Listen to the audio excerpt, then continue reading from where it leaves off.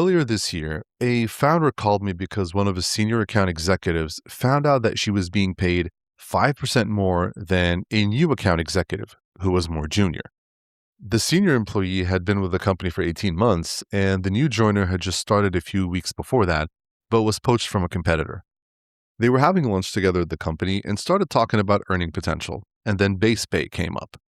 By that afternoon, the senior employee was in the founder's office asking why the new guy was making almost the same base pay while being more junior. Pay equity concerns aside, this is also how pay compression begins at a startup because each new hire's compensation is handled independently on a case-by-case basis. In this episode, I'll cover what pay compression is, what causes it, what it costs to fix it, and how to find it in your own company.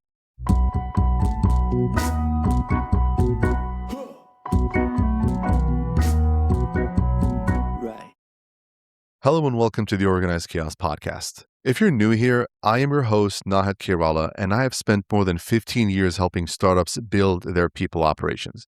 Today, we're going to be talking about pay compression and what it really is. The story I just told you has two problems. The first one relates to pay equity. We have a senior employee who is making almost the same as a junior employee, and there's no documented reason for why that difference exists. The second problem is pay compression, and this is the one that I want to focus on in this episode. Pay compression is when there's very little difference in pay between workers who have different levels of skill, experience, or responsibility. Something like your senior engineer making almost the same as your mid-level engineer, or a team lead making almost the same as the people who report to her. When this happens, the pay stops reflecting what each of those roles is worth to the business and the added responsibility and accountability that come with that. It usually happens because starting pay for new hires goes up faster than the small annual raises you give to your existing employees. You hire someone new at whatever the market is charging today, while your existing team has been moving up in small increments, the typical 3 to 5% per year. And after a few hires, that gap starts to close gradually. Pay equity and pay compression both come from the same place, which is making compensation decisions without deciding first what each role is worth to the company. So what causes pay compression? There are 6 reasons that I see over and over again, and they're split between external and internal causes. Let's start with the external causes. First is the rising market rates. In a competitive job market, you have to pay higher starting wages to attract new talent. The second reason is minimum wage laws. When the government raises the minimum wage, entry-level pay goes up, and nothing automatically raises the pay of your senior staff. And the third external factor is inflation.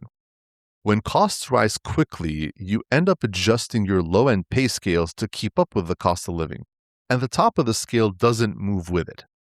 Now, for internal causes, the first one is small annual raises. Low merit increases or small cost of living bumps don't keep pace with what the outside market is doing. The second one is stagnant pay structures. Outdated salary bands and rigid compensation limits stop your managers from fixing a gap even when they know it's there. And the final one is inconsistent pay practices. This is when you have ad hoc salary bumps for a specific hire or a specific promotion, which is made without looking at what everyone else in that role is making. So let's go back to the example I opened with and tell you what that company did, because fixing the issue really cost the founder much less than he expected. His instinct was to bump up the base pay for his senior account executive just to settle it and move on. But I told him that would work for a very short while, and then he'd be in the same position with every new hire. So I recommended we start somewhere else. The first thing we built was a compensation philosophy. That's a set of decisions you make once, in advance, about how you pay each role and why. For example, you decide how pay is distributed between base salary, commission, or bonus, and why it is distributed the way it is. For example, in sales, you want the upside in performance-based commission rather than in base pay because a high base with a cap on commission tends to make people comfortable. And the whole point of a sales incentive is to keep someone selling. Then we built a salary framework for each role that was anchored by market data, and it listed the criteria that decide where a person sits inside that range, which included things like performance, experience, and impact. From that point on, there was a clear and consistent way to justify why someone was paid what they were paid, and it was all documented. For example, if someone performed better than their peer in the same role, they could earn up to 5% higher within the salary range. So we ran the senior and junior account executives through the salary framework. The senior employee went from $100,000 to $110,500, which is a 10.5% raise and a total cost for the company of 10.5K. The new joiner stayed where he was at 95K, which is where the model placed him anyways. Now compare the additional 10.5K a year to what the other option was going to cost the founder. This senior account executive was bringing in more than $5 million in annualized revenue. If she left, that pipeline would take an immediate hit, and the new joiner was still onboarding, so there was nobody to cover that gap. Also, it had taken the company about 3 months to find and hire their account executives. Let's assume it takes another 3 months to replace this account executive. Then add to that onboarding and ramp-up time, and you're looking at anywhere from 6 to 8 months before a replacement is able to produce at a comparable level. So the choice was 10.5K a year against 6 to 8 months of lost revenue within the range of $2 to $3 million. But here's a common objection I get almost every time I'm discussing this with founders. They'll say something like this: I had to pay above my pay band to land this person. That's just what the going market rate is. If I level everyone up every time I make a competitive hire, my payroll will balloon and get out of control. There are 3 problems with that logic. The first problem is that if you're saying this, then you don't have a pay band. When you decide compensation for one candidate at a time, then you don't have a standardized methodology to base all of this on. The second problem is the definition of market rate. Market rate comes from research against companies of a similar size, in a similar industry, in a similar location, and it accounts for the scope of the work and the person's credentials. What a candidate asks you for on a phone call is one number from one person who just wants more money. It is not a benchmark. The third problem is that the whole conversation is usually revolving around base pay. What you're offering is a total compensation package, and that includes base pay, commission, bonuses, and benefits, if not more. When base pay is the only number you focus on, you are devaluing the rest of the components of your compensation package. Then there's the budgeting problem, which is the one I push hard on if you are concerned about the cash runway. Market rates for talent are always moving. If you price every hire from scratch, you can't budget your hiring at all. And you'll come in over budget every single time because candidates will always ask for more money when they can. Just in the past 5 years alone, I've sat in at least 50 of these salary negotiations. Most candidates will focus on base pay and other forms of cash compensation. Every time I moved the conversation to total compensation and showed them how we make pay decisions, what the role can earn, and what the career path looks like, more often than not, they accepted the offer on the table. And at times when we still negotiated, it happened inside a range we'd already set and already budgeted for. So a compensation philosophy with real pay ranges will save you money. It lets you plan and it protects your cash runway. But more importantly, you need to rank your job roles in level of importance before you price them. I used to believe that people higher up in the organization with more seniority should make more money by default. But I don't believe that anymore. Compensation should match the impact that the role and the person deliver together.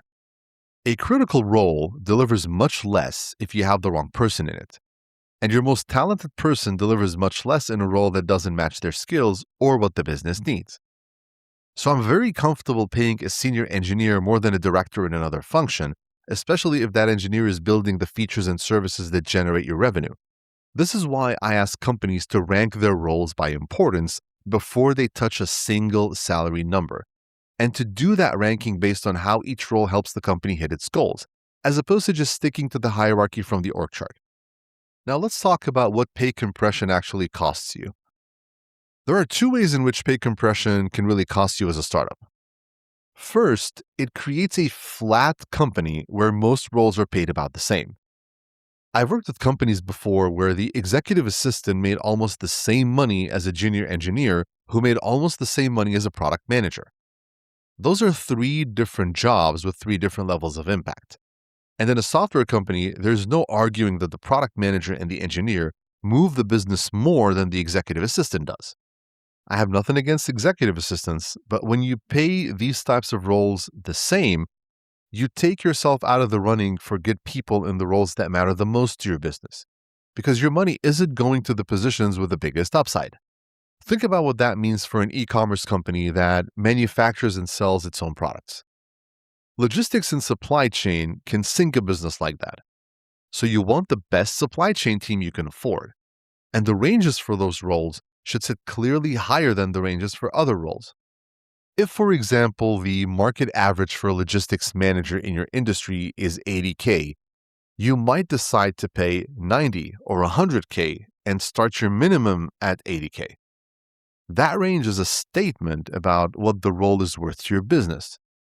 On the other hand, a warehouse assistant is not a critical role for this company, and they can decide to pay at or below the market based on what the total compensation package looks like. Second, pay compression narrows your salary ranges because they're being squeezed from the bottom up. When you end up with only 10% between the bottom and the top of a range, you're paying nearly the same money for genuinely different skill sets. Companies that carry both of these problems for long enough, they end up in either one of these two places. First, some of them realize that they're overspending on talent across the board, and that realization usually arrives alongside serious headcount reductions, and only then does anyone go and look at the comp structure. Or others find that they can't attract senior talent into the roles that matter, so they plateau and they get stuck at a level of growth that they can't get past. The people they attract match the compensation they're offering as opposed to the ambition that they're shooting for. So how do you spot pay compression? Most founders never go looking for this, and I really understand why. An early stage founder is worried about growth, cash, and surviving the next 2 quarters. Compensation structure doesn't feel urgent until you find out that you needed it yesterday. If you're at 80 to 100 employees with several people in the same role, and you already have job levels inside a function, then you're testing salary distribution. Look at the gap from one job level to the next. For example, compare the salary of your most junior engineer to that of your most senior engineer, and do the same for every role in between. If the step from one level to the next is under 15 to 20%, you likely have some form of pay compression, because your pay ranges aren't moving with the responsibility and impact that comes with those roles. If you have anywhere between 30 to 50 employees, then running this same test doesn't work at your size because most of your roles have one person in them. So there are 2 other checks that you can do instead. First, compare where each role ranks on pay versus how you ranked it on business importance. For example, if you ranked a job as number 5 in level of importance, but then it ranks as number 20 in pay, it's likely that you're overpaying for roles that are not critical to your business while underpaying for those that are. Second, if you see 2 roles that have very different levels of impact on your business, but their pay is almost the same, you've also found pay compression. An important reason to check these proactively is that you almost never fix pay compression in one shot. You fix it by planning ahead and working through it over several months. So the earlier you find it, the more options you have and the cheaper it is to fix. Now, let's say that you have found pay compression in your company, but how do you communicate it to employees? First, you start by making it clear that the underpayment wasn't deliberate, and prove that by grounding everything you say in market data and in the numbers that your company found. Lead with what you learned, and keep the apology and the budget explanation out of it. Here's an example. We recently benchmarked compensation across the company, and we found that your role needs to be at 110K rather than the 100K you're on today. Here's our plan for getting you there. Then commit to a timeline depending on the size of the gap and how many people are affected. For a gap of 5 to 10%, depending on how many people are involved and what it does to your budget, I suggest you close the gap immediately if you're able to. When the gaps are larger and there are more people affected, it's probably better to phase it out a little bit and maybe close the gap over a quarter, assuming the budget and runway can sustain it. If you find any gaps which are larger than 20 to 25%, make gradual increments over like a 6 to 12 month period, again, assuming the cash allows for it. Now, there are situations where you will find a gap that you can't fund in the near future. Even so, you still have options because you have more to work with than base pay. Additional equity is a good incentive when the company is growing but can't carry a higher payroll. Profit sharing works too, and in some ways it works better because the payments only happen when the company is making more money and it gives the employee a stake in getting there. Whichever road you take, put a plan in place and communicate it.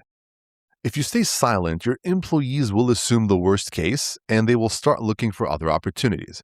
And as I mentioned earlier, this means that you will bear the full price of the problem without spending a fraction to fix it. Most importantly, though, only commit to a plan that you can execute. I'd rather you promise a 6-month phased correction and hit every milestone instead of promising a fix this quarter that you end up missing. Now let's close with some action items that you can do this week. The process that I'm about to walk you through takes anywhere from 2 to 4 hours depending on the size of your company. Number 1, build a simple compensation spreadsheet. List every employee, their job role, and their current base salary. Add columns for any other compensation such as bonuses, commissions, or any kind of other incentive you provide, just so you can see the whole picture. Number 2, rank your job roles. Within that same spreadsheet file, create a new tab and list all of your job titles without employee names, and rank them by most critical to least critical to the business. Number 3, cross-check the two rankings. Compare those two lists side by side. Is your highest paid role also your most important role? If the lists don't match, or at least are very close in matching, you found a compensation problem. Number 4, highlight the mismatches. Mark the people and roles that you ranked as high importance, but who are lower on pay. That's your first signal on where you might be underpaying your most important people. Number 5, invest in market data. Comp data providers like Salary.com or Payscale sell benchmarks per job for a couple of $100. Just buy data for your top 10 to 15 most critical roles if you're tight on budget. If you already use HR software like Lattice or Bamboo HR, then you might have access to compensation data depending on your subscription tier. Number 6, plot your pay ranges. For any team with more than one person, check the gap between the lowest and highest paid. If that gap is smaller than 15 to 20%, you have pay compression. If it's just one person in a role, just compare their pay to the market average just to make sure that you're paying a competitive wage for this role. And finally, start with the top 10% of your roles. Prioritize the roles that move the needle for your business.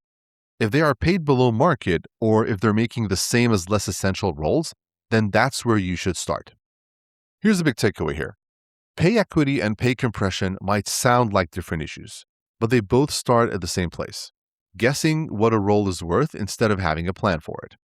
Some causes are outside your control, but others are all in your hands. Small raises, outdated pay bands, and one-off salary bumps are hurting most startups. Remember that founder that I mentioned? He fixed the issue for $10.5K a year, which is a small price compared to losing millions in revenue from a top performer. He succeeded because he created a fair system instead of just handing out a one-time raise. If you only do one thing after this episode, run that audit that I mentioned earlier. Spend an afternoon ranking which roles truly drive your business and see what you find. It's way cheaper to spend a few hours looking at your data now than to lose a key employee later. If you need a hand in doing any of this, I run HR sprints where I help you build this kind of structure. You can book a free HR diagnostic call using the link in the show notes below. Well, that's all I had today. Thank you for listening to this episode of Organized Chaos. Until next time.